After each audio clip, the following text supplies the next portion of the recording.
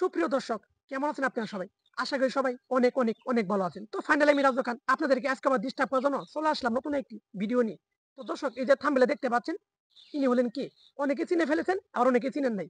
ইনি হলেন বাংলাদেশের সুনামধন্য একজন সঙ্গীত শিল্পী মমতা সাফা। তো মমতা সাফা মুখ থেকে কিছু কথা শুনবো আজকে। তারপরে আমি রাজু খান আবারই আপনাদের মাঝে ফিরে আসবো।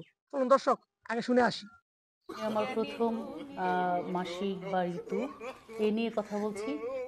মাসিক নিয়ে চুপ করে থেকো না, তুমিও আমার মতো খোলামেলা বলো।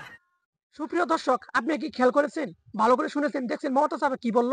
একজন পতিতালয়ের মেয়ে ছাড়া এরকম ভাবে সরাসরি কথা সোশ্যাল মিডিয়ার সামনে বলতে পারে না।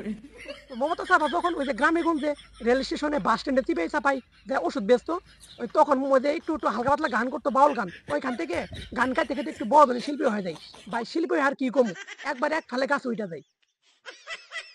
বাংলাদেশ সংসদের নির্বাচন হইয়া মানিকগঞ্জের এমপি হয়ে যায়। No, no, ঠিক no, আছে? no. বাংলাদেশের প্রধানমন্ত্রী শেখ হাসিনা তাকে নমিনেশন দিয়েছিল এবং মানিকগঞ্জের এমপি হয়েছিল মমতাজ বেগম। শুনছেন কথাটা কোথায় গেল? হ্যাঁ? এই মমতাজ এই পতিতালয়ের মেয়ে ওষুধ বিক্রি করতো রাস্তাঘাটে বসে বসে, গান গাইতো, মেলাজনের কাছে দিছেও, আমরা শুনেছি। বুঝছেন? আমি ভাই যা কমু সরাসরি কমু, সলিড কথা কমু, কারো দিয়ে ভয় পাই না। মেলাজনের কাছে দিছেও শুনেছি। আর মমতাজ আবার কেমনে এমপি হয়? আর একটা কথা শুনেছেন, আপনারা অনেকেই শুনেছেন, অনেকেই দেখেছেন। এই যে সংসদ ভবন হলো একটা পবিত্র জায়গা, ওইখানে দেশের সমস্ত কিছু বাজেট করা হয়। ওইখানে গিয়া ফাইটা যায়, বুকটা ফাইটা যায়। তার মানে ওর বল ২ টা ফাইটা জায়গা। এগুলি গানও গাইছে। তো দর্শক, এই যে মমতা ছাড়া কথাটি যে আজকে শুনলেন, এই কথা থেকে আপনি কি বুঝলেন? এই লোকটা কিরম ধরনের আছিল?